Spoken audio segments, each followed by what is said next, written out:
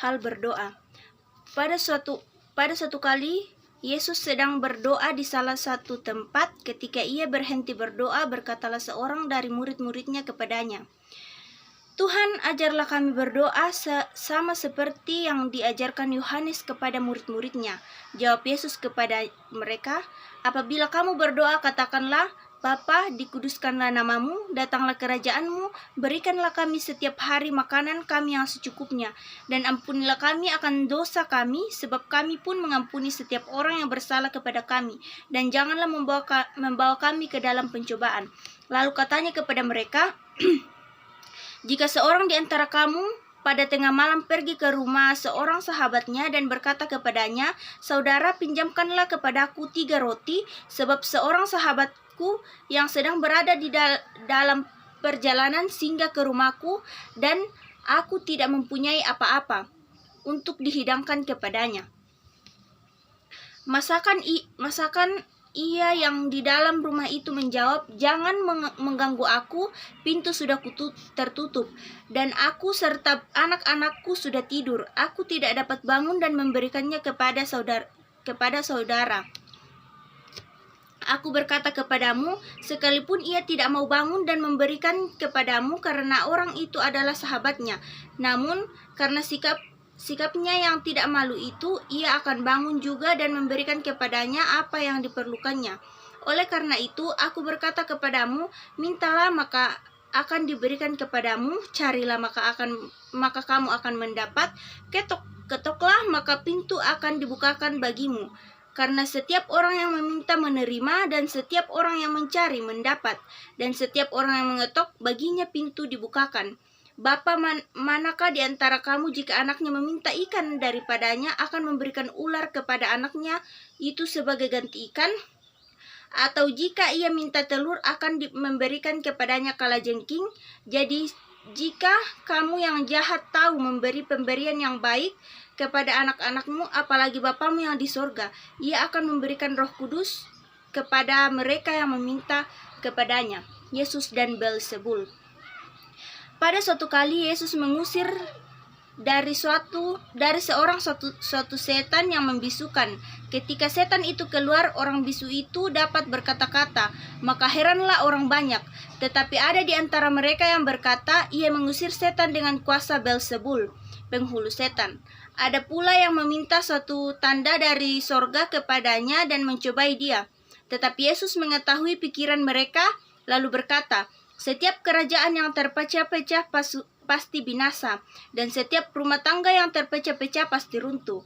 Jikalau iblis itu juga terbagi-bagi dan melawan dirinya sendiri, bagaimanakah kerajaannya dapat bertahan? Sebab kamu berkata bahwa aku mengusir setan dengan kuasa Beelzebul. Jadi jika aku mengusir setan dengan kuasa Beelzebul, dengan kuasa apakah pengikut-pengikutmu mengusirnya? Sebab itu merekalah yang akan menjadi hakimmu. Tetapi jika aku mengusir setan dengan kuasa Allah, maka sesungguhnya kerajaan Allah sudah datang kepadamu. Apabila seorang yang kuat dan yang lengkap bersenjata menjaga rumahnya sendiri, maka amanlah segala miliknya. Tetapi jika seorang yang lebih kuat daripadanya menyerang dan mengalahkannya, maka orang itu akan merampas perlengkapan senjata yang diandalkannya dan akan membagi-bagikan rampasannya. Siapa tidak bersama aku, ia melawan aku, dan siapa tidak mengumpulkan bersama aku, ia mencerai-beraikan." Kembalinya roh jahat. Apabila roh jahat keluar dari manusia, ia pun mengembara ke tempat-tempat yang tandus mencari perhentian, dan karena ia tidak mendapatnya, ia berkata, "Aku akan kembali ke rumah yang telah kutinggalkan itu." Maka pergilah ia dan mendapati rumah itu bersih, tersapu, dan rapi teratur.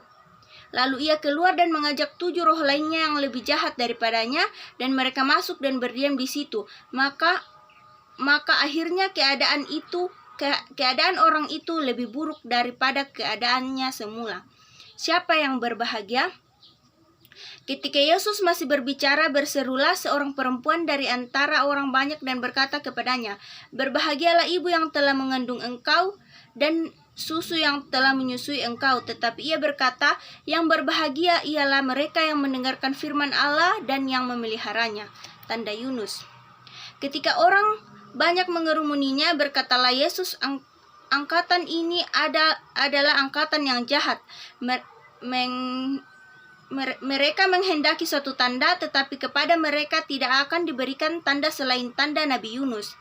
Sebab seperti Yunus menjadikan tanda untuk orang-orang Niniwe, demikian pula Anak Manusia akan menjadi tanda untuk angkatan ini. Pada waktu penghakiman, Ratu dari Selatan itu akan bangkit bersama orang dari angkatan ini, dan ia akan menghukum mereka. Sebab Ratu ini datang dari ujung bumi untuk mendengarkan hikmat Salomo, dan sesungguhnya yang ada di sini lebih daripada Salomo. Pada waktu penghakiman, orang-orang Niniwe akan bangkit bersama angkatan ini, dan mereka akan menghukumnya. Sebab orang-orang Niniwe itu bertobat waktu mereka mendengarkan pemberitaan Yunus, dan sesungguhnya yang ada di sini lebih daripada Yunus. Pelita tubuh. Tidak seorang pun yang menyalahkan pelita lalu meletakkannya di kolong rumahnya atau di bawah gantang, melainkan di atas kaki Dian, supaya semua orang yang masuk dapat melihat cahayanya. Matamu adalah pelita tubuhmu. Jika matamu baik, teranglah seluruh tubuhmu. Tetapi jika matamu jahat, gelaplah tubuhmu. Karena itu perhatikanlah supaya terang yang ada padamu jangan menjadi kegelapan. Jika seluruh tubuhmu terang dan tidak ada bagian yang gelap, maka seluruhnya akan terang sama seperti apabila pelita menerangi engkau dan cahayanya. Yesus mengecam orang-orang Farisi dan ahli-ahli Taurat. Ketika Yesus selesai mengajar, seorang Farisi mengundang dia untuk makan di rumahnya. Maka masuklah ia ke rumah itu lalu duduk makan. Orang Farisi itu melihat hal itu, dan ia heran karena Yesus tidak mencuci tangannya sebelum makan. Tetapi Tuhan berkata kepadanya, "Kamu orang-orang Farisi, kamu membersihkan bagian luar dari cawan dan pinggan, tetapi bagian dalammu penuh rampasan dan kejahatan. Hai orang-orang bodoh, bukankah Dia yang menjadikan bagian luar, dia juga yang menjadikan bagian dalam?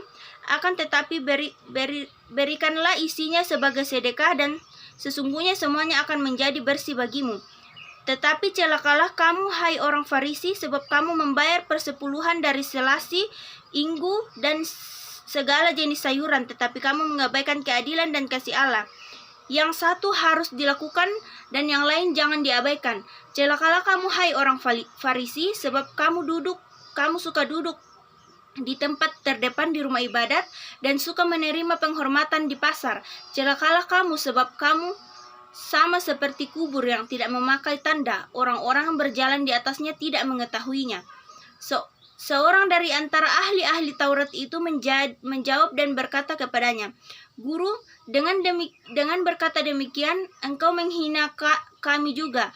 Tetapi ia menjawab, "Celakalah kamu juga, hai ahli-ahli Taurat, sebab kamu meletakkan beban-beban yang tak terpikul pada orang, tetapi kamu sendiri tidak menyentuh beban itu dengan satu jari pun. Celakalah kamu, sebab kamu membangun makam nabi-nabi, tetapi nenek moyangmu telah membunuh mereka.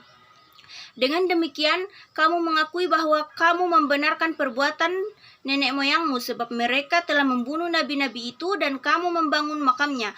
Sebab itu, hikmat Allah berkata, Aku akan mengutus kepada mereka nabi-nabi dan rasul-rasul, dan separuh dari antara nabi-nabi dan rasul-rasul itu akan mereka bunuh dan mereka aniaya, supaya dari angkatan ini dituntut darah semua nabi yang telah tertumpah sejak dunia dijadikan, mulai dari darah Habel sampai kepada darah Sakaria yang telah dibunuh di antara mezbah rumah Allah. Bahkan aku berkata kepadamu, semuanya itu akan dituntut dari angkatan ini. Celakalah kamu, hai ahli Taurat, sebab kamu telah mengambil kunci pengetahuan. Kamu sendiri tidak masuk ke dalam, dan orang yang berusaha untuk masuk ke dalam, kamu halang-halangi."